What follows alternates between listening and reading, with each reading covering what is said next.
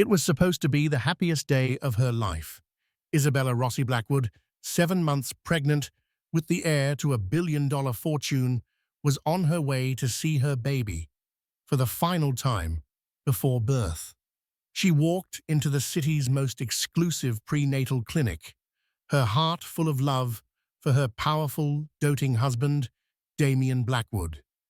But the future she had so carefully built, the love she thought was unshakable, was about to be shattered into a million pieces. In the pristine sunlit lobby, a single image would stop her heart cold and begin a war of secrets, lies, and unimaginable betrayal. This isn't just a story of infidelity.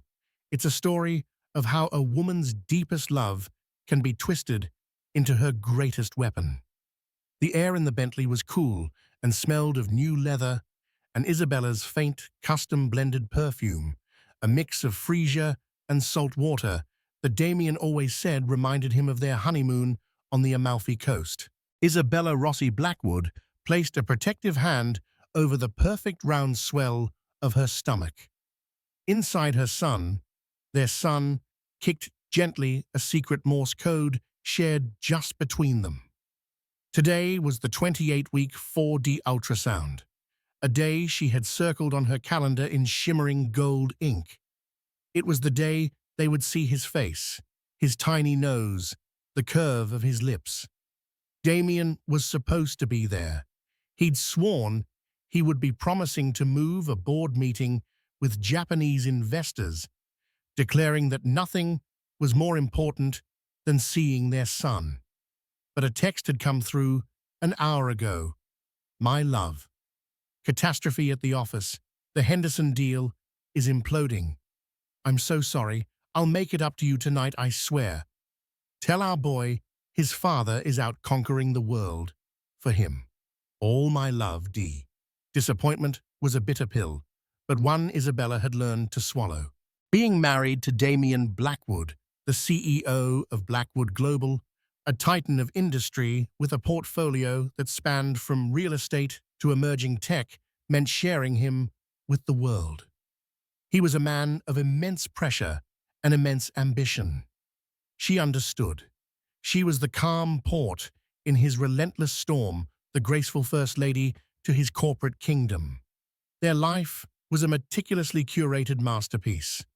A sprawling penthouse overlooking Central Park, a staff that anticipated every need, wardrobes filled with couture, and a social calendar that was the envy of New York's elite. Damien had given her everything. He had plucked her from her modest but fulfilling career as an art curator, showered her with affection, and made her the center of his world. Their love story was a modern fairy tale splashed across the pages of Vogue and Forbes. The Titan and the artist, one headline, had dubbed them. And now, the final piece of their perfect picture, a child, an heir, a son to carry the Blackwood name. After 2 years of trying, of quiet heartaches and doctor's visits, she'd attended alone. While Damien was closing a deal in Shanghai, the positive test had been a miracle. Damien had wept. He'd held her, his formidable frame shaking with emotion, and whispered that she had finally made him whole. The driver, a stoic man named Arthur, pulled the car to a silent stop before the gleaming glass entrance of the Harrington Wing, the ultra-exclusive maternity ward of Mount Sinai. This was where celebrities and billionaires came to have their babies, a place where privacy was the ultimate luxury. I'll be back in an hour, Arthur. Thank you, Isabella said, her voice soft. She stepped out into the crisp autumn air, the city's cacophony muted in this rarefied bubble of wealth. As she pushed through the heavy glass doors, the scent of antiseptic was replaced by the subtle aroma of white tea and lilies. The lobby was less a waiting room and more the foyer of a 5-star hotel. Polished marble floors, plush velvet armchairs, and a serene minimalist waterfall trickling down a slate wall. Isabella checked in with the receptionist, who greeted her with a practiced deferential smile. Mrs. Blackwood. A pleasure. Dr. Evans is running just a few minutes behind schedule. Please make yourself comfortable. She turned her eyes, scanning the tranquil space for a seat, and then she saw him. Her breath caught in her throat, a sharp, painful snag. It couldn't be. Damien had a catastrophe at the office. The Henderson deal was imploding. He was conquering the world. But there he was, not 10 feet away, sitting in a secluded alcove, his back partially to her. His tailored Tom Ford suit was unmistakable, the sharp line of his shoulders, the dark, perfectly coiffed hair. He wasn't alone. He was leaning in his expression, one of intense intimacy, speaking softly to a woman. And his hand, his large, capable hand that had held hers at the altar, was intertwined with the woman's slender fingers. They weren't just holding hands, their fingers were laced together, a gesture of deep familiarity and comfort. Isabella froze her body, turning to ice. The blood drained from her face, a cold wave washing over her, making the baby shift restlessly within her. It's a business associate, her mind screamed. It's a client, a relative. There's a reasonable explanation. Then the woman laughed at something he said, a light musical sound that scraped against Isabella's raw nerves. She tilted her head back, and the sunlight from the floor-to-ceiling window caught her face. Sophia Laurent. The name hit Isabella with the force of a physical blow. Sophia, the brilliant, beautiful new VP of Mergers and Acquisitions at Blackwood Global. Damien had raved about her, a real killer instinct, he'd said. She's going to make us a fortune. Isabella had met her once at a charity gala. She remembered Sophia's sharp, intelligent eyes, her designer dress that fit like a second skin, and the way her ambitions seemed to radiate from her like a heat wave. This was no business meeting. Damien leaned in and whispered something in Sophia's ear, his lips brushing against her hair. A gesture so intimate, so possessive, it made Isabella feel like a voyeur in her own life. Sophia smiled a slow, cat-like smile of pure contentment and placed her free hand on top of their joined ones. And then Isabella's world tilted on its axis. On the small table beside them, next to a bottle of sparkling water, was a folder. The same pale blue folder the clinic gave to all its expectant mothers. And on it, through the haze of her unshed tears, Isabella could make out the clinic's logo and the bold printed words, Prenatal Care and Genetics. They weren't here by accident. He wasn't comforting a colleague. They were here for the same reason she was. The world dissolved into a silent scream. The waterfall, the lilies, the plush velvet, it all became a surreal, nightmarish backdrop to the utter annihilation of her reality. He hadn't just lied about a meeting. He had constructed an entirely separate life, a parallel world where he held another woman's hand in a prenatal clinic, a world where perhaps another child was on the way. A wave of nausea and dizziness washed over her. She stumbled back, one hand flying to her mouth, the other clutching her belly, as if to shield her son from the poison that had just entered their lives. She couldn't breathe. She couldn't think. She had to get out. She turned and fled her heels, clicking a frantic, panicked rhythm on the marble floor. She didn't look back. She pushed through the glass doors, gasping for air, the cold of the street, a shocking slap to her heated skin. Mrs. Blackwood, is everything all right? Arthur asked, his professional calm breaking, as he saw her ashen face and wide, terrified eyes. Home, Arthur, she choked out, fumbling for the door handle. Just take me home. As the Bentley pulled away from the curb, Isabella finally allowed a single scalding tear to trace a path down her cheek. She was no longer Isabella Rossi Blackwood, the cherished wife and expectant mother. She was a fool, a stranger in her own life, living in a gilded cage, whose door had just been slammed shut, locking her in with a monstrous, unthinkable truth. The drive back to the penthouse was a blur of traffic and cityscapes that she couldn't see. All she could see was his hand holding hers. The penthouse felt different when she returned. The floor-to-ceiling windows that once offered breathtaking, empowering views of the city now seemed like the cold, unblinking eyes of 1,000 strangers all peering in at her humiliation. The sprawling, open-plan living space, usually a testament to her impeccable taste and their shared life, now felt vast and empty, a soundstage for a play in which she was the only one who didn't know her lines. She walked through the rooms in a daze. Her hand trailed over the cool marble of the kitchen island, where Damien would leave a single rose for her every morning. She paused by the grand piano he had bought her for their first anniversary, the keys silent and mocking. Everything was a lie. Every shared smile, every whispered promise, every tender touch was now tainted, rewritten as an act of calculated deception.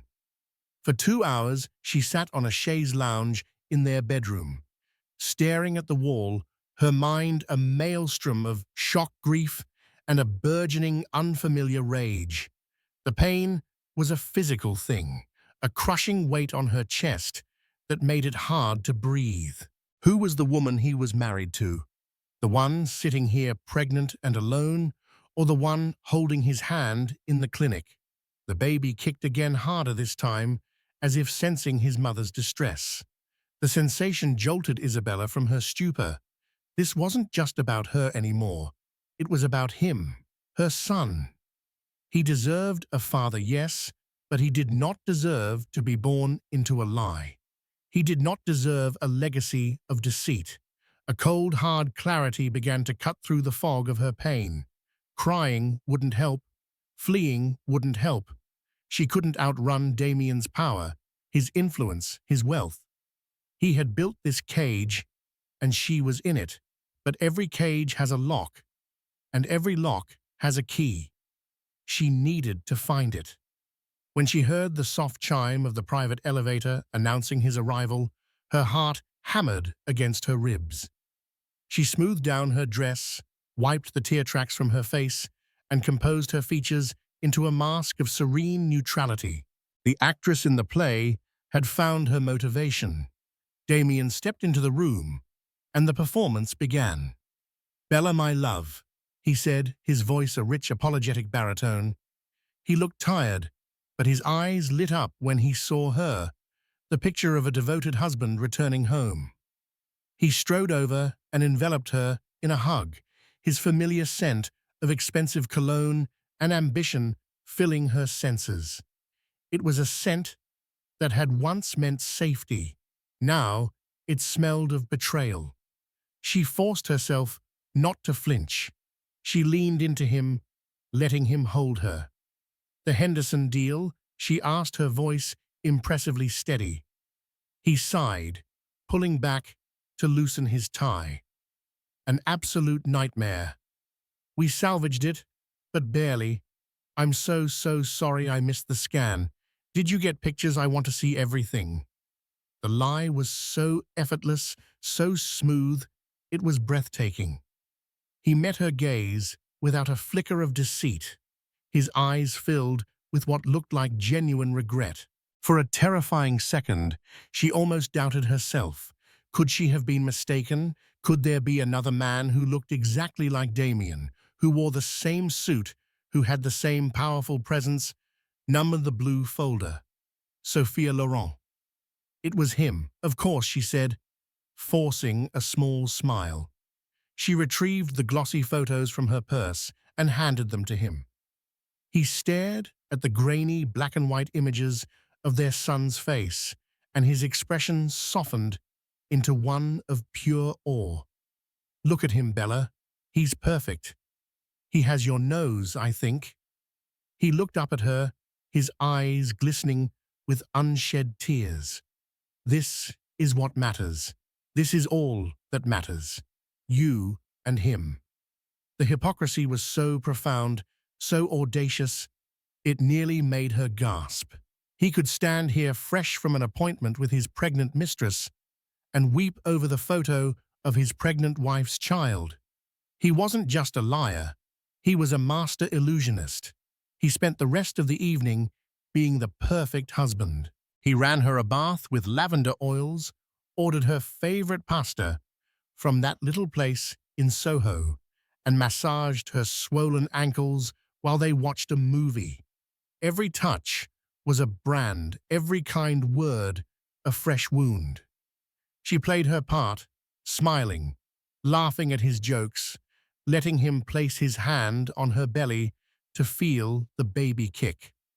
She was a ghost in her own home, watching a man who looked like her husband pretend to love a woman who looked like her.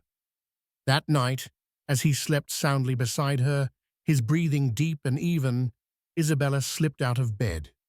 She crept into his office, the glass-walled room, where he conquered the world. Her hands trembled as she turned on his computer. She had always respected his privacy, believing that trust was the bedrock of their marriage. Now she knew their marriage was built on sand. Password: Isabella Rose 1. Her heart cracked a little more. The sheer cynical brilliance of it. She wasn't a fool. She knew looking for emails or texts would be fruitless. Damien was too careful for that. She went for the one thing he couldn't easily hide: money. She opened his private bank statements, the accounts he thought she didn't know existed. And there it was. For the past 8 months, there had been regular substantial transfers. $50,000 on the first of every month to a holding company she didn't recognize. She did a quick search. The company, LS Holdings LLC, was registered to one Sophia Laurent. It wasn't just an affair. It was a transaction, a business arrangement. Digging deeper, she found another set of payments.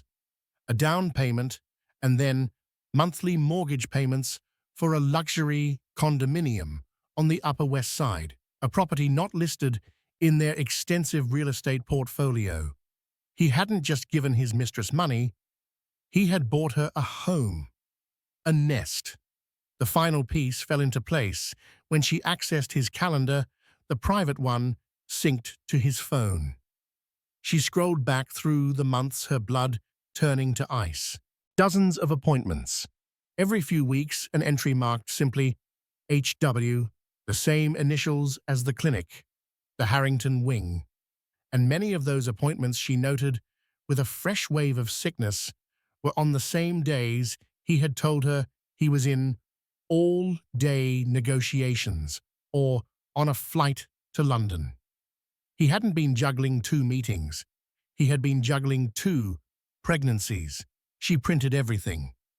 The bank statements, the property deeds, the calendar entries. She worked silently, methodically, the anger, pushing her, giving her strength. By the time the first rays of dawn crept over the city, she had a thick folder of her own, a dossier of deceit. She crept back into bed, her body aching with exhaustion, and a grief so profound it felt bottomless. Damien stirred, rolling over and pulling her against him in his sleep, murmuring her name. She lay there rigid in his arms, the warmth of his body, a grotesque parody of the love she thought they shared. The game had changed. She was no longer just the heartbroken wife. She was the opposition.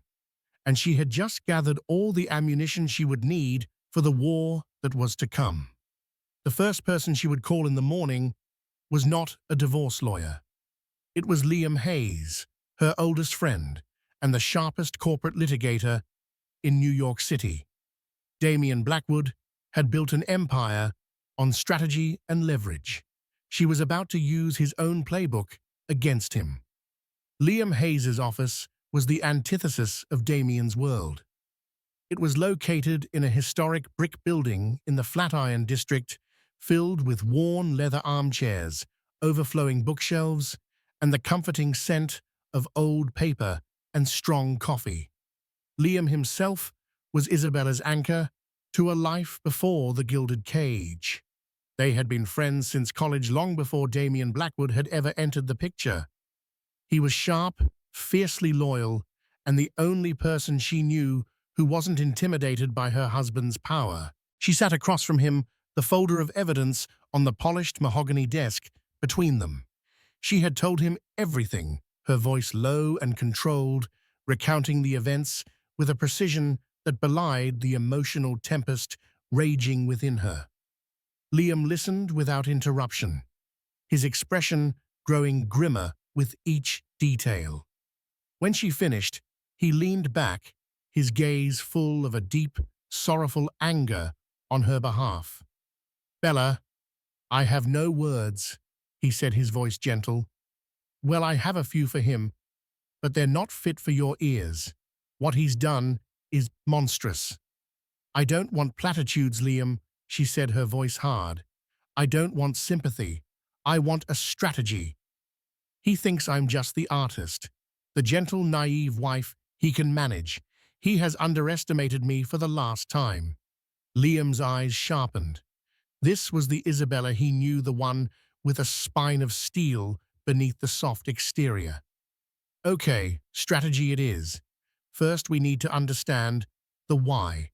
A simple affair is one thing. Setting up a mistress in a condo and funding a parallel pregnancy, that's a whole other level of calculated sociopathy. There's a motive here beyond simple lust. What does he want? An heir, Isabella whispered the word, tasting like ash. He's obsessed with legacy, the Blackwood name continuing for another generation. His father drilled it into him. But he has an heir. With you, Liam pointed out. Our boy, he'd called him. It doesn't make sense. Unless Isabella's mind raced, connecting the dots of their past. The 2 years of trying to conceive, the hushed clinical conversations. "We had trouble getting pregnant, Liam. It was my fault, according to the doctors. A minor complication, they called it. I had to undergo a small procedure. After that, it worked. I thought it was our miracle." Liam's face darkened. He was hedging his bets. My God, he couldn't wait. He didn't trust that it would work with you, so he started a backup plan, a fail-safe. He impregnated both of you just to be sure the Blackwood line was secure. You weren't a wife to him, Bella. You were an investment, and he was diversifying his portfolio. The cold corporate terminology was brutal, but it was the truth. It clicked into place with sickening clarity. Her love story wasn't a fairy tale. It was a risk management strategy. "So what do I do?" she asked, her voice trembling slightly. "Do I confront him? Do I file for divorce and let the lawyers handle it?" "No," Liam said firmly. "Not yet. A man like Damien, when cornered, doesn't apologize. He attacks. He will use his army of lawyers and PR people to paint you as hysterical, unstable, a gold digger. He will try to take your son from you. We need more than just evidence of the affair. We need leverage. Something he can't spin. Something that threatens the one thing he loves more than anything, including you or Sophia or those babies." "His company," Isabella said. "Exactly. Blackwood Global is a publicly traded company. Its board and shareholders value stability and reputation above all else. A scandal of this magnitude, it could be catastrophic for his leadership. The plan they formulated was cold, calculating, and ruthless. It felt alien to Isabella, but a part of her, the part that had been shattered and was now reforming into something sharper and harder, embraced it. For the next week, she continued the performance at home, playing the loving, oblivious wife. It was the hardest thing she had ever done. Every meal was a charade, every touch a violation. The breaking point came a week later. She was arranging flowers in the living room when Damien came in a strange, nervous energy about him. Isabella, he began, his voice uncharacteristically hesitant. We need to talk. Her heart froze. This was it. There's something I have to tell you, he continued, refusing to meet her eyes. It's about our future and the family. Isabella simply waited, her expression a blank canvas. She would not make this easy for him. He took a deep breath. I haven't been entirely honest with you. There's a complication. It involves another person. Sophia Laurent. I know who she is. Isabella said, her voice devoid of emotion. Yes, well, we've become close, and she is also expecting a child. My child. He finally looked at her, his eyes pleading, searching for a reaction. She gave him none. She just stared, letting the silence stretch, letting him stew in the filth of his own confession. Bella, please say something, he begged, taking a step toward her. Why, she asked, her voice a whip crack in the silent room. He flinched. It's complicated. When we were having trouble, I was desperate. The pressure from my family, the legacy, I made a mistake. A terrible, pragmatic mistake. I never intended for you to find out. I love you, Bella. You are my wife, the mother of my son. Nothing changes that. Nothing changes that, she repeated, a bitter, incredulous laugh escaping her lips. You are having a child with another woman, Damien. A child you conceived while we were trying to have our own. Everything has changed.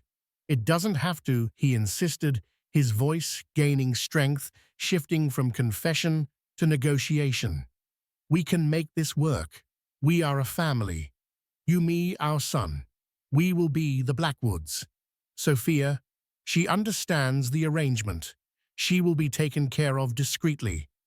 The child will be provided for.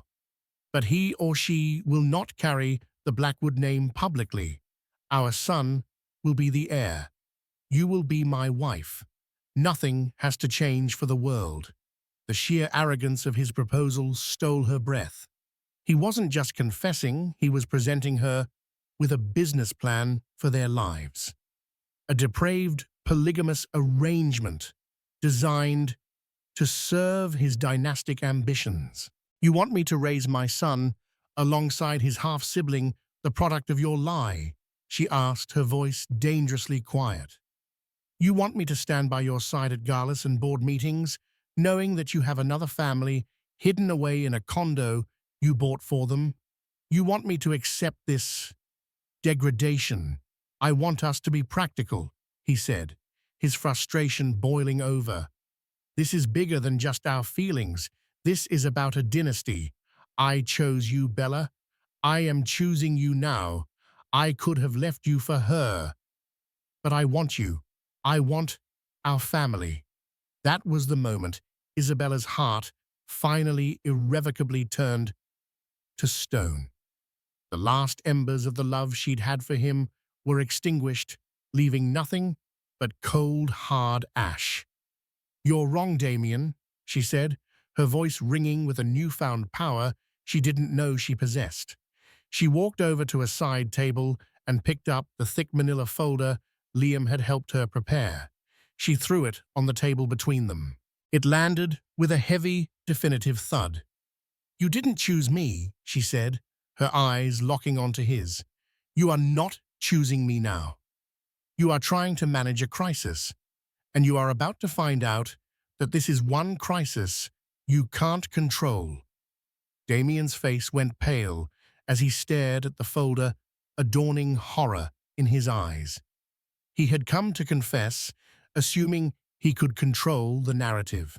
He had no idea that she already knew everything and that she was no longer a participant in his play, but the director of a new one entirely, and the final act would bring his entire world crashing down.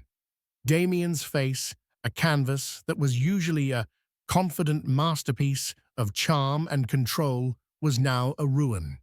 He stared at the folder on the table as if it were a venomous snake poised to strike. His bravado from moments before, the audacity of his practical proposal, evaporated into the oppressive silence of the penthouse. How he finally managed to ask the word a ragged whisper. It was a question born not of curiosity, but of pure, unadulterated shock. He was the master of secrets, the keeper of ledgers, both public and private. The idea that she, his gentle, artistic wife, could have penetrated his defenses was a possibility his ego had never allowed him to entertain. "You're not the only one who can do research, Damien," Isabella said, her voice dangerously calm. The trembling in her hands had ceased, replaced by a strange, glacial stillness. "While you were building your backup plan, I was simply paying attention. You underestimated me. You saw me as a beautiful painting to hang in your home, not as a partner with a mind of her own." He took a step towards her, his hands raised in a placating gesture, the seasoned negotiator instinctively trying to reclaim control. "Bella, listen to me. Whatever you found, whatever you think you know, it doesn't change the fundamentals. It doesn't change that I love you, that this is our home, that we have a child on the way."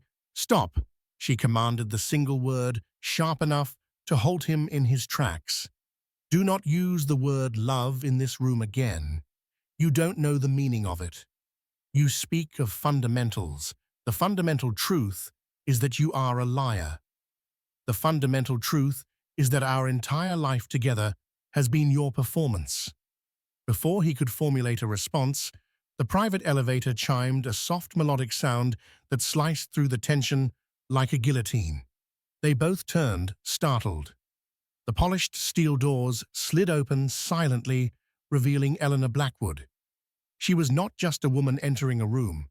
She was a force making an entrance. Dressed in a severe but flawlessly tailored navy blue suit, a string of formidable pearls at her throat, she was the personification of old money and unassailable power.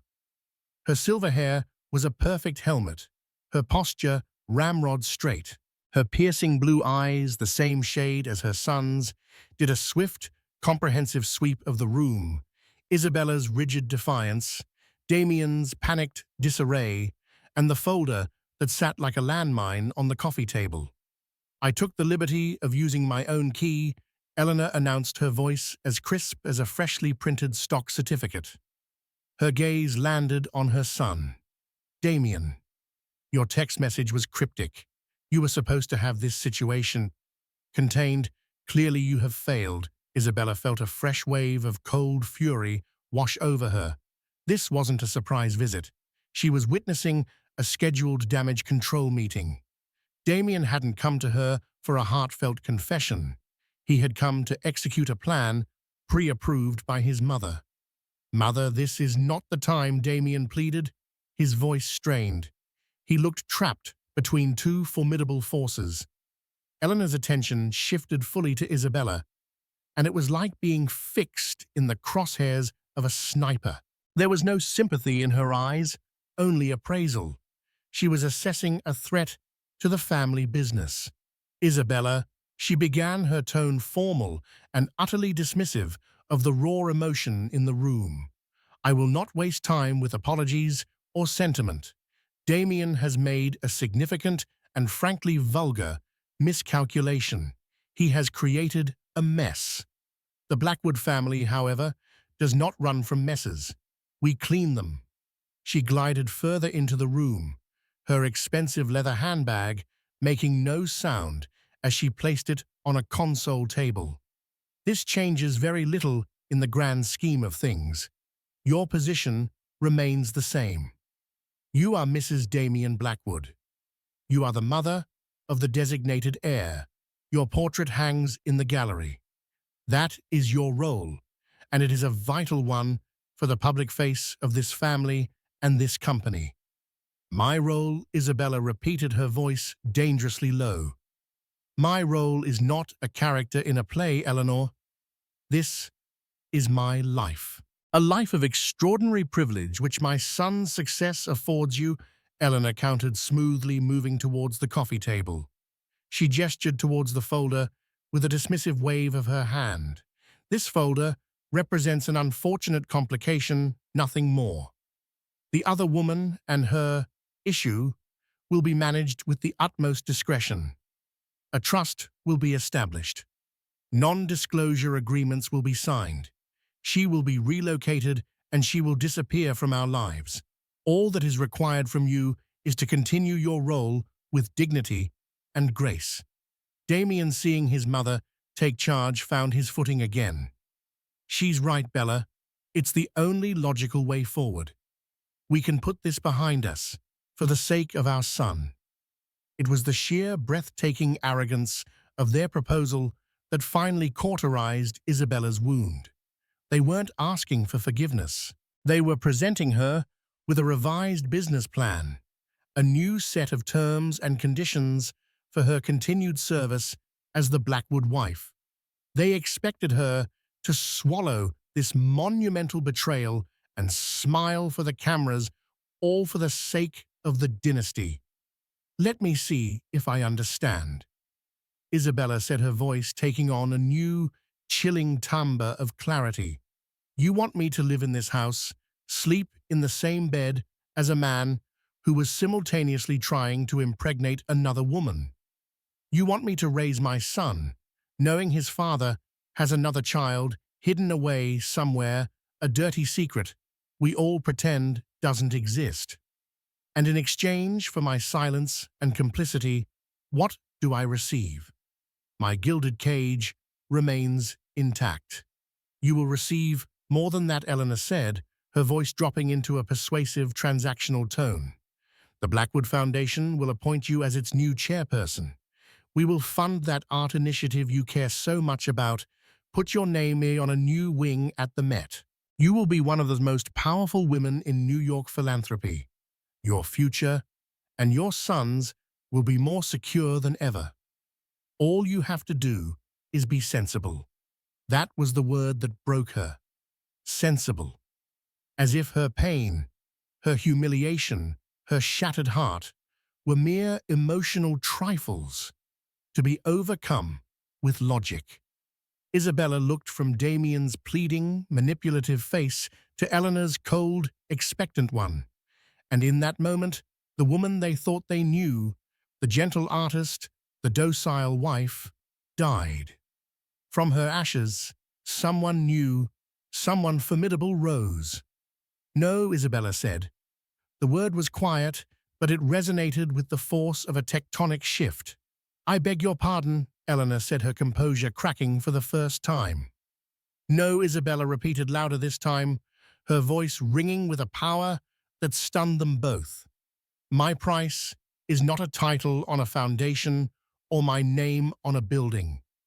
My price is my soul, my self-respect, and it is not for sale. She turned her back on them, a final irrevocable act of defiance. This conversation is over. I want you both out of this home. This is my home. I paid for everything in it, Damien roared, his composure finally shattering. Then, it is a home I no longer want, she shot back, spinning around to face him, her eyes blazing. You can keep your penthouse and your lies, but you need to understand something very clearly. I have copies of everything in that folder. I have retained Liam Hayes. This is not a domestic dispute anymore. You have both just declared war on the wrong woman. You think in terms of money and power. I am now thinking in terms of justice. And I will burn your kingdom to the ground to get it. Eleanor's face was a mask of incandescent fury. You ungrateful little fool, do you have any idea who you're threatening? Yes, Isabella said, placing a firm protective hand on her stomach. I'm a mother protecting her child from a legacy of poison. And that makes me more powerful than you can possibly imagine. Without another word, she strode into their bedroom and locked the door, the definitive click of the lock echoing her final decision. She ignored their furious, muffled shouts from the living room. Her hands moved with methodical purpose. She packed a single overnight bag. Not the designer luggage Damien had bought her, but a simple canvas duffel from her old life. She packed toiletries, a laptop, and one change of clothes. She ignored the drawers of couture gowns and the safe filled with jewels. She took only one thing from her jewelry box, a simple, inexpensive gold locket her parents had given her for her 18th birthday. It felt like reclaiming a piece of her soul. Sliding the locket over her head, she sat on the edge of the bed she would never sleep in again. Her mind was racing. They would come for her, with lawyers, with PR firms, with threats. They would try to isolate her. She couldn't let them. With a trembling finger, she found the number in her phone. It was the biggest risk of all, a shot in the absolute dark. But Damien's greatest weakness was his belief that he could control everyone. He had compartmentalized his lives, never imagining the compartments might one day communicate. She pressed the call button. It rang twice before a wary professional voice answered, "Sophia Laurent?" Sophia Isabella said, her own voice, steady, drawing strength from a well deep inside her she never knew she had. "This is Isabella Blackwood. I know this is going to sound insane, but I think you and I need to talk. Not as rivals, but as two women who have been profoundly deceived by the same man. I believe we may have a common interest." The silence on the other end of the line was deafening, stretching for an eternity. In that silence, Isabella's new life began. She had walked away from the war room, but she was now gathering her own army. It was an army of two, but it was an alliance, forged in the fires of betrayal, and it was coming for everything the Blackwoods held dear. The Carlisle Hotel suite was an oasis of beige and muted gold, a deliberately neutral territory for the most explosive meeting of Isabella's life. She paced the plush carpet, her heart a frantic drum against her ribs. This gamble, reaching out to Sophia, was everything. It was either the masterstroke that would give her the leverage she needed, or a fatal miscalculation that would see her branded as a hysterical, vengeful wife. Sophia Laurent arrived precisely on time, a testament to the punctuality that had served her so well at Blackwood Global. She was no longer the sleek, confident executive Isabella had seen at the gala, nor the contented woman from the clinic. Today she looked wary, her pregnancy more pronounced, her intelligent eyes clouded with a deep, consuming anxiety. She carried herself with a defensive stillness like a soldier entering a parley. "Thank you for coming," Isabella said, her voice more even than she felt. She gestured to a cream-colored armchair. "Please." Sophia sat, but perched on the edge, ready for flight. Her hands rested over her own belly in the same protective gesture Isabella found herself making 100 times a day. "I shouldn't be here," Sophia began, her voice low and tight. "After your call, Damien contacted me. He said you knew that you were having some sort of breakdown. He warned me that you were unstable and that I was not to engage with you. He said you would try to manipulate me." Isabella let out a short, mirthless laugh. The hypocrisy is almost impressive. Divide and conquer. It's page 1 of his playbook. He isolates his targets so he can control the narrative. He's doing it to us right now. Sophia's gaze was sharp, analytical. What is it you want, Isabella? Why risk meeting me? I want to compare notes, Isabella said, sitting opposite her, creating a fragile symmetry between them. He's fed us both a story, Sophia, a carefully tailored script designed to keep us managed and compliant. I want to know what he told you. The real version, not the sanitized summary he gave me. Sophia hesitated, her loyalty, or what was left of it, at war with her dawning suspicion. He told me your marriage was complicated, an arrangement for dynastic purposes.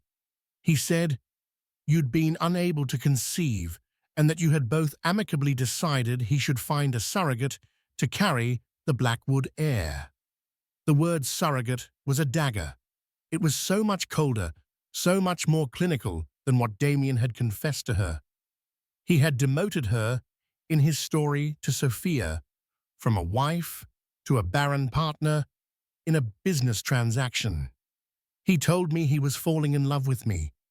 Sophia continued, her voice cracking for the first time. That we had a real connection he'd never had with you. He painted a future, one where, after the baby was born, you would step aside gracefully. There would be a quiet divorce, a generous settlement for you and he and I. We would be a family. Our child would be the true heir raised by both its parents. He made me believe I was winning him from you, that I was his future. The two women stared at each other, the two meticulously constructed, mutually exclusive realities Damien had built, hanging in the air between them. Isabella was the cherished, betrayed wife whose position was secure. Sophia was the chosen life partner, destined to replace the infertile first wife. Both were lies designed to manipulate two different sets of emotions, Isabella's love and sense of security, and Sophia's ambition and desire for a real relationship. He played us, Isabella said, the words settling between them with the weight of cold, hard fact. He leveraged my love and your ambition. We weren't women to him. We were assets in two different high-stakes projects, and he was hedging his bets on which one would pay out. The last of Sophia's composure crumbled. A single tear traced a path down her cheek, and she wiped it away with an angry, defiant gesture. The brilliant VP of Mergers and Acquisitions had been subjected to the most hostile takeover of her life. That bastard, she whispered the words, filled with the venom of a woman who had been profoundly, expertly fooled. What can we do? He'll crush us. His mother, the lawyers, the PR machine. They'll bury us. They'll paint me as a homewrecker and you as a madwoman. That's what they'll do if we fight him on his terms, Isabella said, leaning forward, her voice dropping, becoming conspiratorial. The fear was still there, but beneath it, an iron resolve was forging. We don't fight him in the divorce court. We don't fight him in the tabloids. We fight him where he lives, in the boardroom. Liam Hayes joined them an hour later, his expression grim, as Isabella and Sophia recounted their respective stories.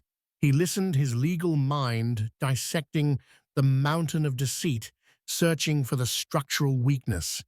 He's insulated his personal life from the business, or so he thinks, Liam said, pacing the room.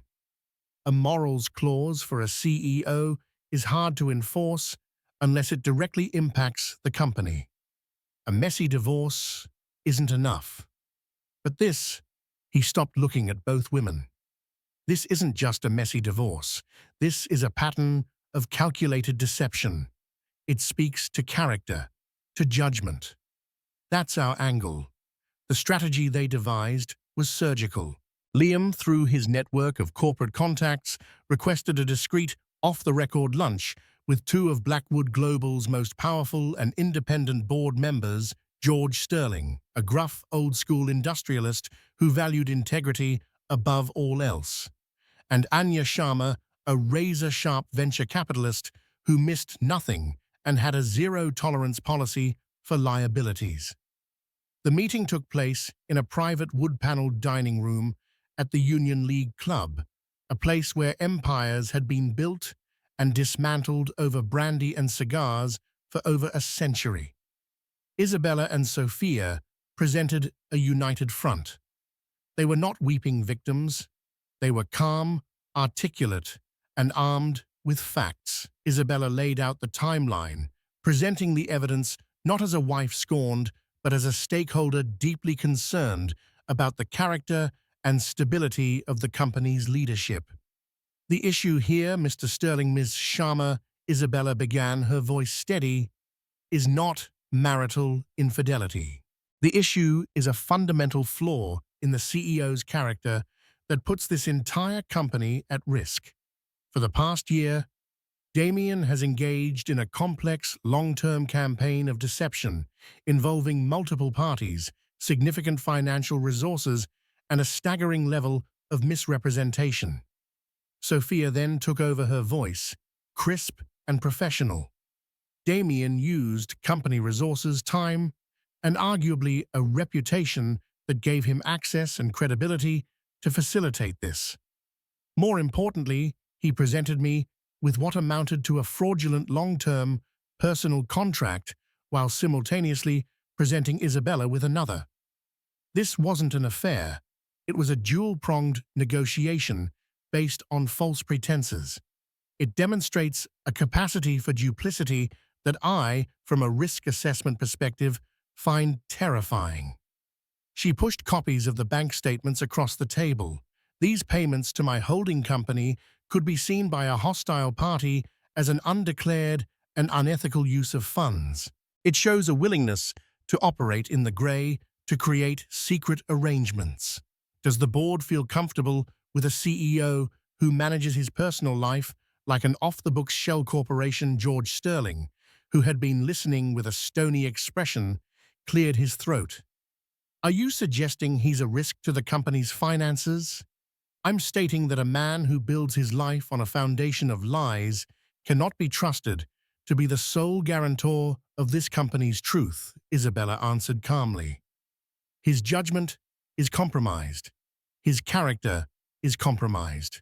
Would you have trusted him with your investment in the last quarter if you knew he was capable of this level of deceit? That is the question we are asking you to consider." There was no immediate verdict. Anya Sharma simply nodded her eyes, giving nothing away, and said, "Thank you for bringing this to our attention. We will look into it." The aftermath was a silent corporate earthquake. An emergency confidential meeting of the non-executive board members was convened. An internal ethics committee led by Anya launched an immediate and aggressive investigation. Damien was ambushed. He had been preparing his legal team for a divorce, expecting a battle over assets and custody. He never anticipated an attack on his throne. He called Isabella, his voice a mixture of fury and panic. "What have you done?" he roared over the phone. "You went to my board. You conspired with her." "You will regret this, Isabella. It's already done, Damien," she replied, her voice unshaken. "You built your empire on the idea that reputation is everything. You're about to find out what happens when you lose it." He was summarily stripped of his power. Within a week, the investigation had uncovered enough about his reckless behavior and questionable judgment to make his position untenable. He was given an ultimatum: step down quietly or be fired publicly for cause and act that would trigger a full SEC investigation. The press release was a masterpiece of corporate spin. Damien Blackwood to step down as CEO to focus on personal and family matters. It was a quiet, bloodless, and utterly humiliating end to his reign. The final meeting in Liam's office was a formality. Damien was a ghost, gaunt and seething, his power suit hanging on a frame that had lost its confidence. He agreed to every term: the divorce, the ironclad trust for his son Leo, and the absolute relinquishment of any custodial rights. A similar, though less substantial settlement was drawn up for Sophia and her daughter Lily. "You've destroyed me," he hissed across the mahogany table after the last paper was signed, his voice raw with defeat. "No, Damien," Isabella said, looking at him one last time. Not with hate, but with a kind of sad finality. "You were a flawed foundation. The house was always going to fall. All I did was point out the cracks." She walked out of the office and into the New York City sunlight, leaving the ruins of her old life behind. Her future was uncertain, but for the first time in years, it was completely her own. In the end, this was never just a story about catching a cheating husband. It was about a woman reclaiming her own narrative. Isabella Rossi Blackwood was pushed to the brink, betrayed by the man she loved and the family she trusted. But instead of breaking, she forged her pain into a weapon of precision and her vulnerability into a source of unbreakable strength. She walked away not just with her dignity, but with her freedom, proving that the most valuable empire is the one you build for yourself on your own terms. What did you think of Isabella's final move? Was it justice or was it revenge? Let us know your thoughts in the comments below. If Isabella's journey for truth and justice moved you, please give this video a like. It really helps our channel. Be sure to share this story with someone who loves a tale of strength and resilience. And most importantly, if you want more stories of drama, intrigue, and empowerment, hit that subscribe button and turn on all notifications. You won't want to miss what's coming next.